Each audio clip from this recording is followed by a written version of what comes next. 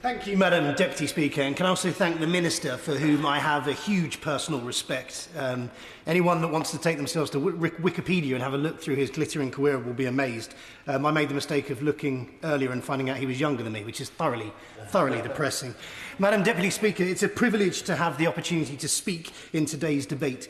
Remembrance Day marks a significant moment of national unity, an opportunity to share our deep-seated feelings of gratitude and of sorrow and loss that spans across generations, and we give our thanks for the bravery and dedication to those who have served in our armed forces. I would especially like to remember those from my own regiment and those who served in the wider Armoured Corps. I remember vividly visiting the battlefield at Villers-Bocage with some of the veterans, and it was deeply moving. I would also like to make a special mention of my uncle, Simon Clark, who as a very young man served on HMS Arrow. He marched at the cenotaph yesterday, and we are all very, very proud. Now, it would be remiss of me not to mention the huge part my constituency played during the Second World War and the Battle of Britain. RAF Biggin Hill, Britain's most famous fighter station, played a critical role in defending London and the South East.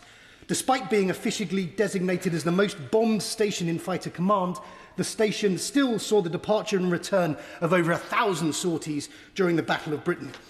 At the close of the battle, Biggin Hill's score of enemy aircraft destroyed was just under 600, and Winston Churchill described RAF Biggin Hill as the strongest link.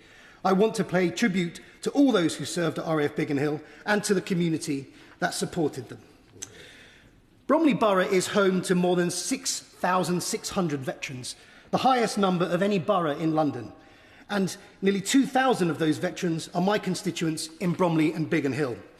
Locally, we are incredibly lucky to have the Hayes Royal British Legion branch, which was established over 90 years ago, which boasts 900 members who collectively raise thousands of pounds to support serving and ex-serving members of the armed forces and their families.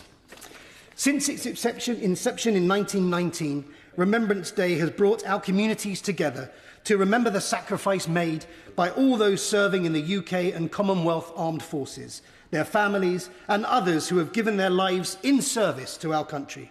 It is right that we honour them today, and I am immensely privileged that I can thank them on behalf of all of my constituents in Bromley and Biggin Hill. Yeah.